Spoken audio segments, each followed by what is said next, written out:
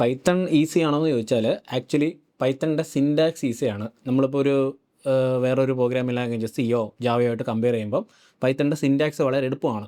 പക്ഷേ നമ്മൾ ആ ഈസി എന്ന് പറയുമ്പോൾ അതിനകത്തൊരു ഹിഡൻ പാർട്ടുണ്ട്, അതാരും കാണുന്നില്ല.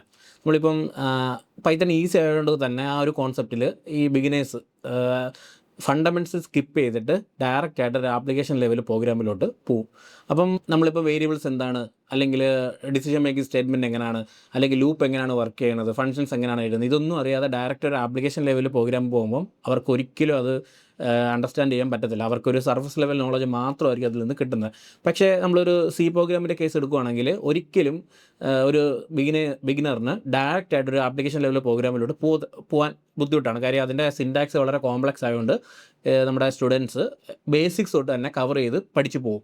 അപ്പോൾ അവർക്ക് ആ ഒരു ആപ്ലിക്കേഷൻ ലെവൽ പ്രോഗ്രാം എഴുതുമ്പോൾ അവർക്ക് കാര്യങ്ങൾ മനസ്സിലാവും. പൈത്തൺ ഈസി ആയതുകൊണ്ട് ഈ സ്കിപ്പ് ചെയ്യുന്ന ടോപ്പിക്സ് നമുക്ക് അവിടെ ആപ്ലിക്കേഷൻ ലെവൽ പ്രോഗ്രാം എഴുതുമ്പോൾ അവർക്കൊരു സർഫസ് ലെവൽ നോളജ് മാത്രമേ കിട്ടൂ. അപ്പോൾ എങ്ങനെയാണ് ഇതിൻ്റെ കറക്റ്റ് അപ്രോച്ച് എന്ന് ചോദിച്ചാൽ, നമ്മളിപ്പോൾ ഏതൊരു പ്രോഗ്രാമിംഗ് ലാംഗ്വേജ് ആയാലും അതിൻ്റെ ബേസിക് കോൺസെപ്റ്റുകൾ തറവായിട്ട് പഠിച്ച് മനസ്സിലാക്കണം.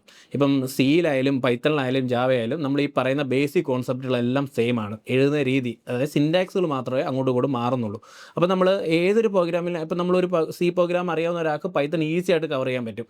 അതുപോലെ തന്നെ സി പഠിച്ച ഒരാൾക്ക് സി പ്രോഗ്രാം പഠിച്ചവർക്ക് ഈസി ആയിട്ട് പൈത്തൺ കവർ ചെയ്യാൻ പറ്റും. നേരെ തിരിച്ച് പൈത്തൺ പ്രോഗ്രാമാണ് സ്റ്റാർട്ട് ചെയ്യുന്നുണ്ടെങ്കിൽ അവർക്ക് ഈ സി പ്രോഗ്രാം കവർ ചെയ്യണമെങ്കിൽ കുറച്ച് ബുദ്ധിമുട്ട് വരും. കാര്യം അതിൻ്റെ സിയും പൈത്തൺ വെച്ച് കമ്പയർ ചെയ്യുമ്പോൾ സിയുടെ സിൻറ്റാക്സ് കുറച്ച് ബുദ്ധിമുട്ടാണ് നമുക്ക് ക്രാക്ക് ചെയ്യാൻ. അപ്പോൾ നമ്മൾ ഏതൊരു പ്രോഗ്രാം ലാംഗ്വേജ് പഠിക്കുകയാണെങ്കിലും ബേസിക് ഫണ്ടമെൻറ്റ്സ് സ്ട്രോങ് ആക്കാതെ ഒരു ആപ്ലിക്കേഷൻ ലെവൽ പ്രോഗ്രാംസും പ്രോജക്റ്റും ഒന്നും നമുക്ക് കവർ ചെയ്യാൻ പറ്റത്തില്ല. നമ്മളിപ്പോൾ ഏതൊരു പ്രോഗ്രാമിംഗ് ലാംഗ്വേജും ക്രാക്ക് ചെയ്യണമെങ്കിൽ അതിൻ്റെ ഒരു ഫണ്ടമെൻറ്റൽസ് എന്ന് പറയുകയാണെങ്കിൽ നമ്മൾ ബേസിക് കോൺസെപ്റ്റുകൾ ക്രാക്ക് ചെയ്യുക, അതിൻ്റെ ലോജിക്കുകൾ മനസ്സിലാവുക, എന്നിട്ട് ആപ്ലിക്കേഷൻ ലെവലിലോട്ട് അതിനെ ഇംപ്ലിമെൻറ്റ് ചെയ്യാൻ ശ്രമിക്കുക. അല്ലാതെ നമുക്ക് ഡയറക്റ്റ് പൈത്തണിൻ്റെ ഫണ്ടമെൻറ്റ്സ് സ്കിപ്പ് ചെയ്തിട്ട് ഡയറക്റ്റ് ഒരു ആപ്ലിക്കേഷൻ പ്രോഗ്രാം എഴുതി കഴിഞ്ഞാൽ സർഫസ് ഒന്നോ രണ്ടോ പ്രോഗ്രാംസ് നിങ്ങൾ കാഷ്വലായിട്ട് എഴുതുമ്പോൾ നിങ്ങൾക്ക് മനസ്സിലാവുമായിരിക്കും. പക്ഷേ ഒരു വെബ് ആപ്ലിക്കേഷൻ ഡെവലപ്മെൻറ്റ് അല്ലെങ്കിൽ ഒരു AI ഒരു മോഡൽ ക്രിയേറ്റ് ചെയ്യുന്ന ആ ഒരു കോൺസെപ്റ്റിലേക്ക് വരുമ്പം ഭയങ്കര ബുദ്ധിമുട്ടായിരിക്കും അത് ഫീൽ ചെയ്യും.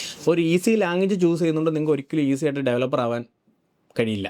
ഈസി ലാംഗ്വേജസ് ചൂസ് ചെയ്യുമ്പോൾ നമുക്ക് പഠിക്കാനുള്ള ഒരു സിൻറ്റാക്സ് മാത്രമാണ് അവർ ഈസി എന്ന് പറയുന്നത്. അല്ലാതെ പഠിക്കാനുള്ള കോൺസെപ്റ്റുകളും ലോജിക്കുകളും എല്ലാം എല്ലാ പ്രോഗ്രാമിംഗ് ലാംഗ്വേജിനും സെയിം ആണ്. പക്ഷേ നമുക്കൊരു ബിഗിനറിൻ്റെ കോൺസെപ്റ്റിൽ അല്ലെങ്കിൽ പോയിന്റ് ഓഫ് വ്യൂവിൽ എടുക്കുകയാണെങ്കിൽ പൈത്തൺ ആണ് ഒരു പ്രോഗ്രാമിങ്ങിലേക്കുള്ള ഒരു സ്റ്റാർട്ടിംഗ് പോയിന്റ്.